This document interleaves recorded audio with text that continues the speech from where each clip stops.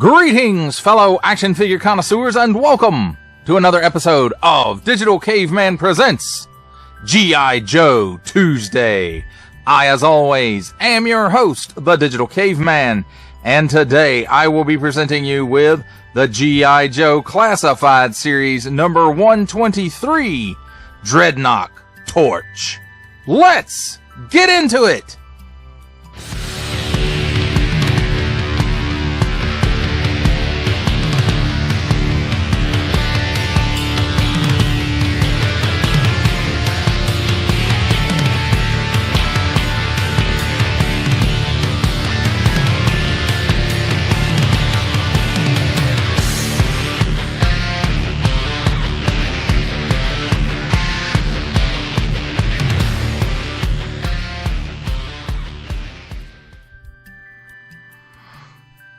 Let's begin with a look at the packaging. And first off, I want to say it's got this nice, like, carbon fiber-ish wallet-looking detail in the background. Cobra logo. He's number 123. And here's the peg hook.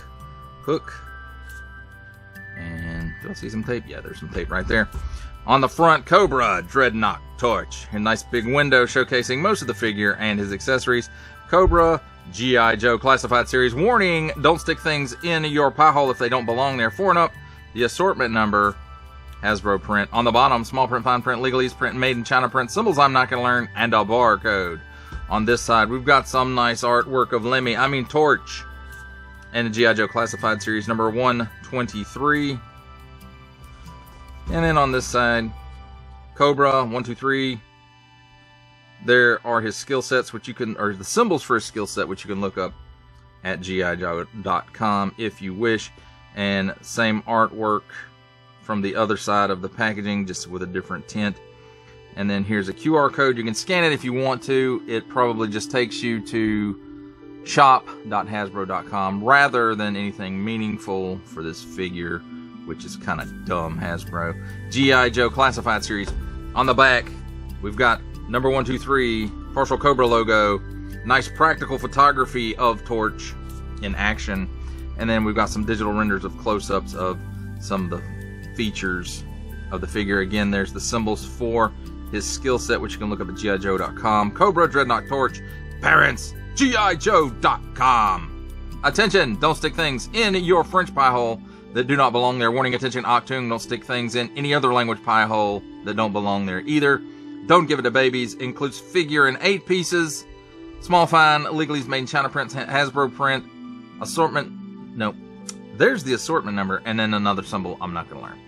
That, my friends, completes our look at the packaging. Let's take a look at the figure, excuse me, and his accessories. And first up, let's take a look at his backpack. And you know it's all full of some kind of fuel, probably jellied gasoline or napalm. Knox Rule, and then he's got some designs and some X's on here, I'm assuming of, you know, targets that he has blazed up, so to speak. Nice molded detail here on the inside of the pack. Post here where it fits in his back, and I have to say that's a nice paint amp on there. It just kind of that stands out, and it's got, you know, valve right here and port or post right here where the hose port's on. I mean, it's just simple but cool looking. And as far as the hose, here's the hose. Nothing we haven't seen before. This one originated with the PulseCon Dr. Mindbender, and it's been used as a hose for everybody ever since then. And the way that works is it has a port right here and a post right there, and just connects up like that. Here we have Torch's flamethrower, and as you can see, it's already got some fire coming out of it right there. And it's got a handle with trigger on it right there, and a handle in the back with a lever on it. So I'm assuming you have to use those in conjunction. I've never used a flamethrower before, so. And then it's got a nice port on the end of it there, and it's a skull with flames coming out of the eyes there for his chosen deco, I suppose, a spiked skull nonetheless. I'll set that down there for a minute. Now, for fire, we have several options. We have this one. It's got a post on the end, nice translucent plastic, and nice molded details, and you just kind of put it in there and you got that one. I will say that one's kind of heavy.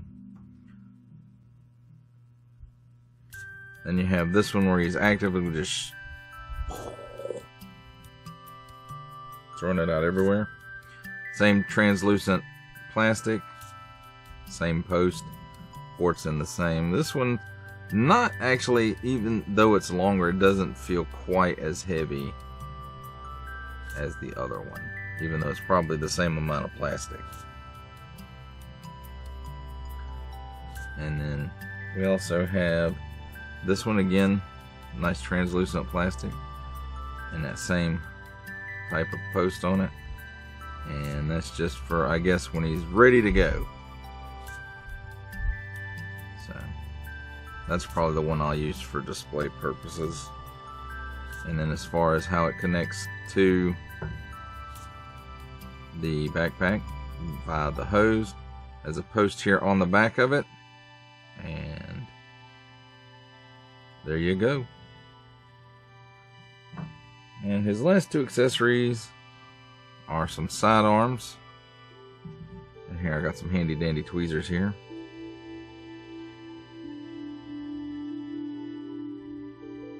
So very nice, realistic looking sidearms. And there is a pair of them.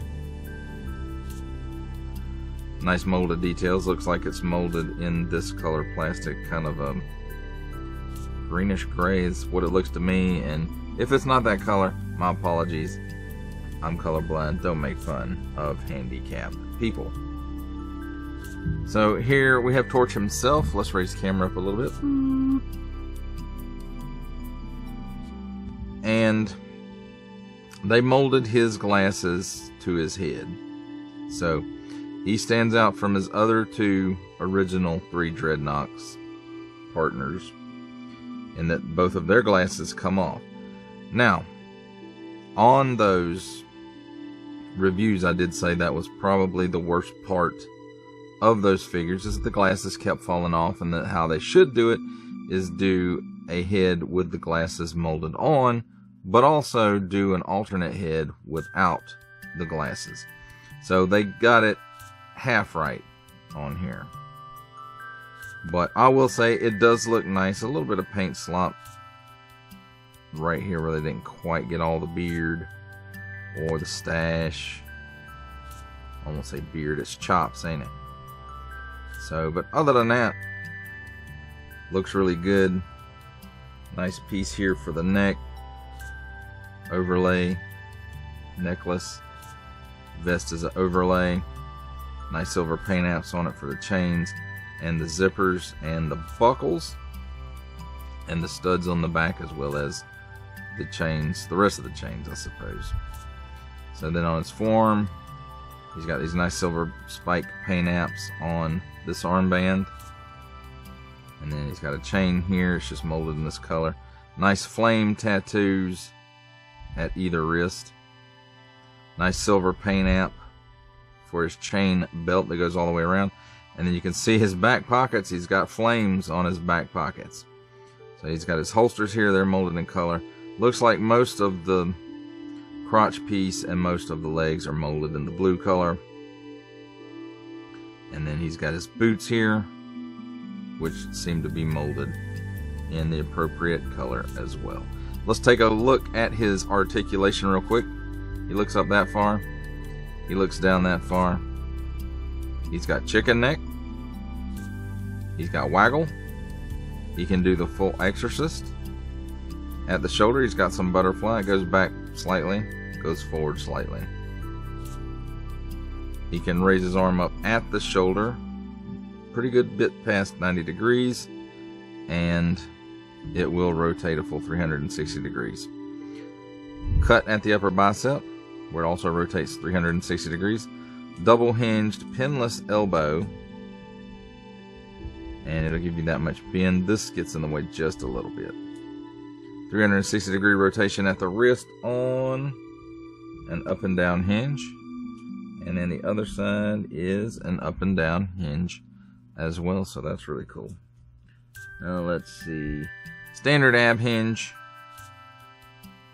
in the mid torso, as well as a ball joint or half dumbbell here in the waist, and in conjunction those two allow him to lean back that far and forward that far. The overlay forward does get in the way just a little bit. Also, he can lean left and right. He does hula and a 360 degree rotation at the waist as well. Pull down hinge at the hips. That allows him to give you the full splits. It also allows him to kick forward approximately 90 degrees and back 3/4 of a step, it looks like. At the upper thigh, there is also a cut for another 360 degree rotation. Double hinged pinless knee. It gives you that much bend, so that's very, very good. At the ankle, tilts down that far. Tilts up, wow, that far. That's pretty good. And forward facing pin for rocker. Now, as far as accessory storage goes, these two holsters on his thighs, that's where his sidearms go.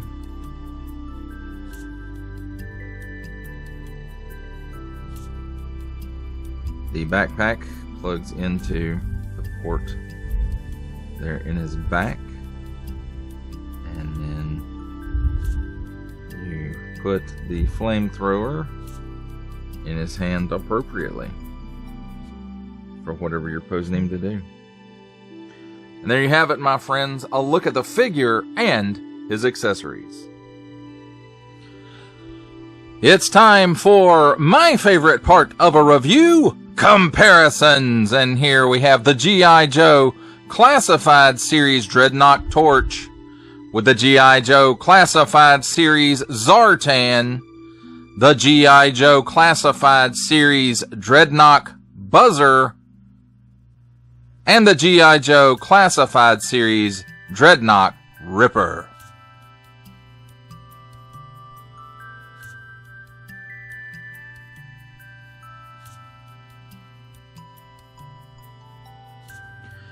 Here we have the G.I. Joe Classified Series Dreadnought Torch with the Valaverse Action Force Special Deployment Series Swarm Sentry and the Valaverse Action Force Swarm Scarab.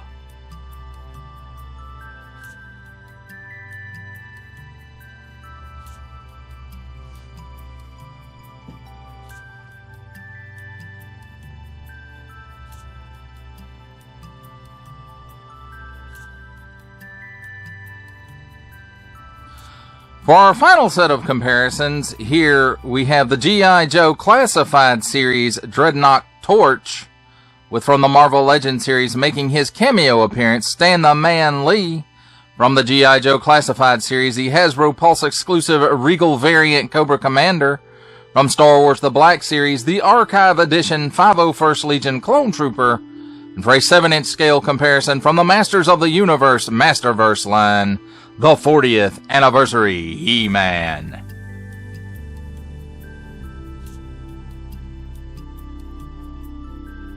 For final thoughts on the G.I. Joe Classified Series Dreadnought Torch, I have to say, you know, I've been waiting for a little while to get my hands on this guy to complete my original Dreadnoks team, Buzzer, Ripper, Torch, and of course Zartan.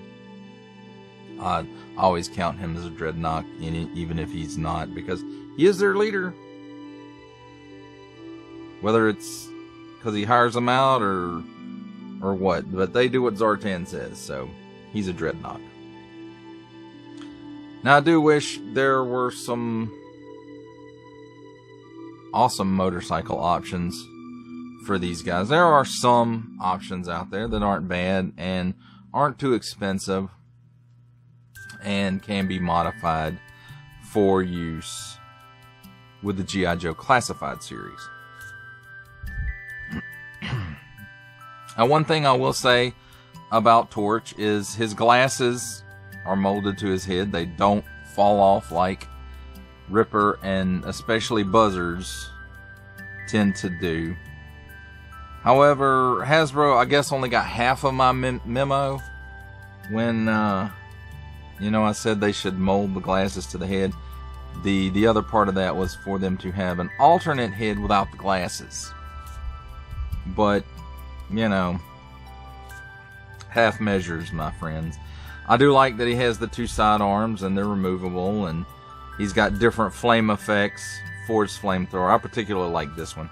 Now, over time, it's going to cause the torch to bend, so I would not recommend leaving it in your display with this, probably just the little nub of fire for a display so that it doesn't bend up the weapon.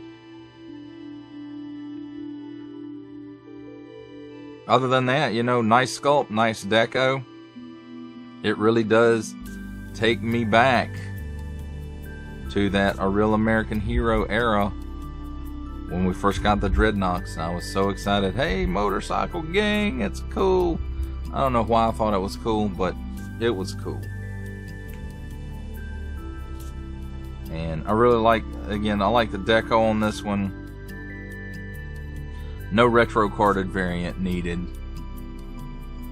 on this guy or the other two of the original Dreadnoks. And I think we've already gotten one on Zartan, even though that one wasn't really needed either. But high marks for this one, even without the alternate non-glassed head. Well, that does it for the review. I hope you enjoyed it. I enjoyed making it. Only support from viewers like you make this programming possible. Each view does count, and I do appreciate each and every single view that I receive. Thank you, and thank you so very, very much for supporting this channel through viewing. If you are interested in supporting my channel further, I'm now offering memberships at various tiers. Click the join button on my YouTube page, or check this video's description for the link and see if any membership offers are right for you, but only if you are in a position to do so. Comment below, like, share, subscribe if you would like to see more content or just help the channel grow, or both. That's even better. And don't forget to ding that bell so that in the future you will be notified as my new content becomes available. That's a wrap, folks. I'll see you next time.